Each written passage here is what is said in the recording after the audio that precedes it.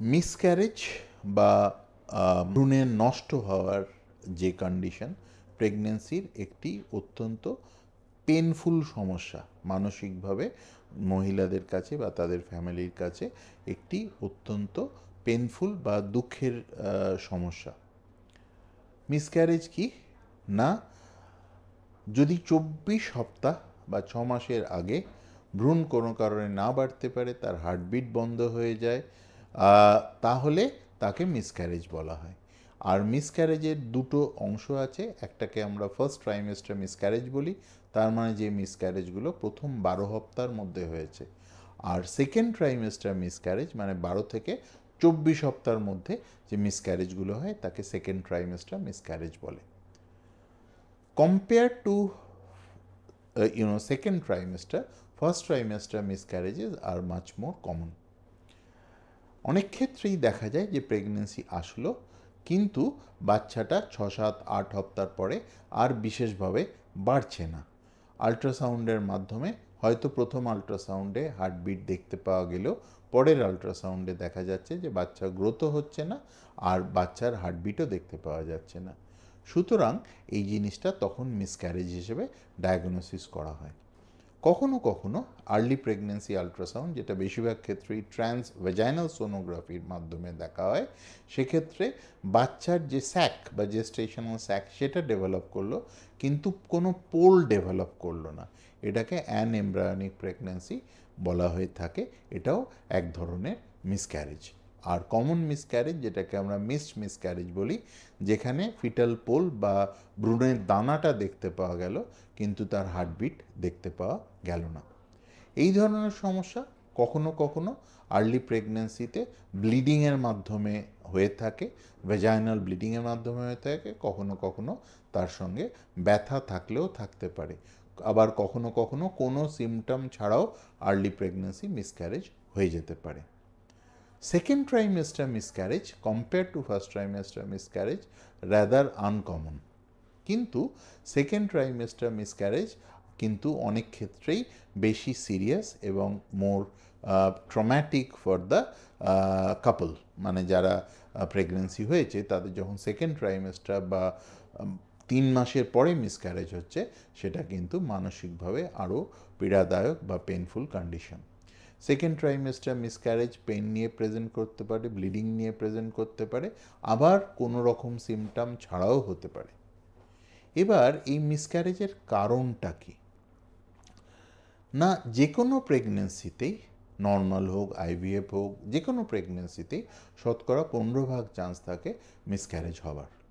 এবার মিসক্যারেজ যখন হয় তখন অবভিয়াসলি যারা সাফার করছেন, মানে মা এবং তার হাজব্যান্ড, তাদের মনে হয় আমার ক্ষেত্রে এটা কেন হলো।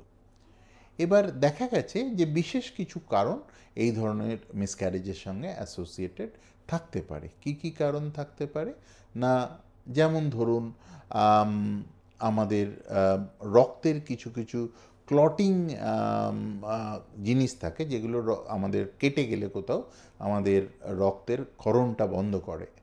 তো কখনো কখনো এই ধরনের ক্লটিং প্রবলেমে কিছু কিছু জন্মগত বা অ্যাকোয়ার্ড ত্রুটিও থাকতে পারে। এটাকে অ্যান্টি ফসফোলিপিড সিনড্রোম বা অ্যাপলা বলা হয়ে থাকে।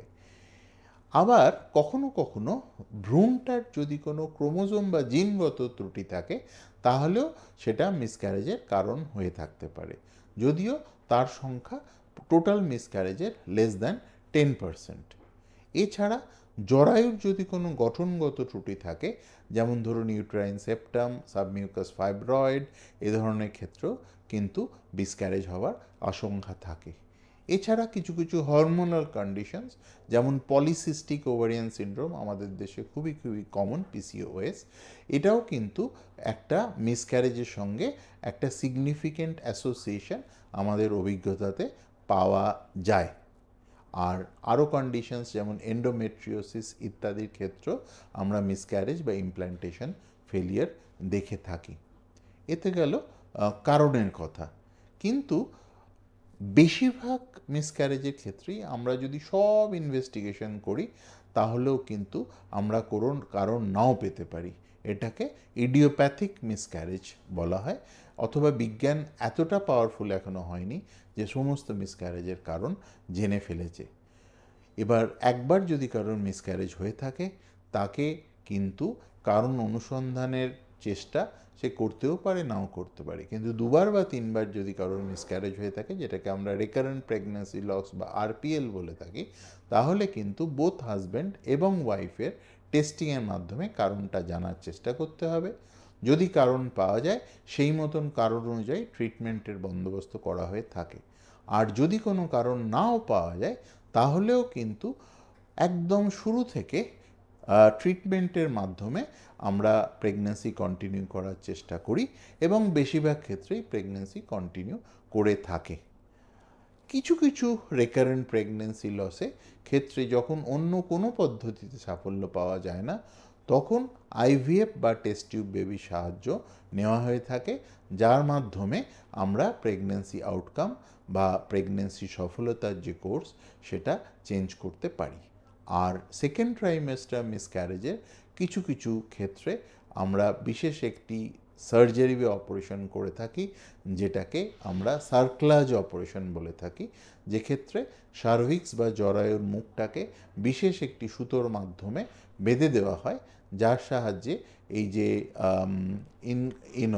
পেনলেস যে সার্ভাইকাল ইনকম্পিটেন্সের জন্য যে প্রেগন্যান্সি লস হয় সেটাকে আমরা প্রিভেন্ট করার চেষ্টা করতে পারি। সবসময় যে হয় এরকম নয়, বাট অনেক ক্ষেত্রেই এটা কাজ করে।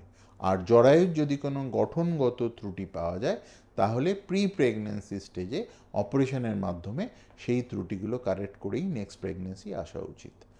আর conditions like antiphospholipid syndrome or polycystic ovarian syndrome, এক্ষেত্রে বিশেষ ট্রিটমেন্ট বা মেডিসিনের সাহায্যে আমরা প্রেগন্যান্সির কোর্সটাকে মডিউলেট করতে পারি এবং বেশিরভাগ ক্ষেত্রেই সাফল্য পাওয়া সম্ভব হয়। মিসক্যারেজ মানসিকভাবে একটি অত্যন্ত পেইনফুল কন্ডিশন, যেটা প্রতিটা ফ্যামিলিকেই, যাদের এরকম সমস্যার মধ্যে দিয়ে পড়েছেন, তাদের অ্যাফেক্ট করে। কিন্তু ভয় পাবার কিছু নেই। বিজ্ঞানসম্মতভাবে নেক্সট প্রেগন্যান্সিতে পুরো ব্যাপারটা যদি অ্যাপ্রোচ করেন তাহলে বেশিরভাগ ক্ষেত্রেই আপনারা নেক্সট প্রেগন্যান্সিতে সাফল্য পেয়ে যাবেন। ধন্যবাদ।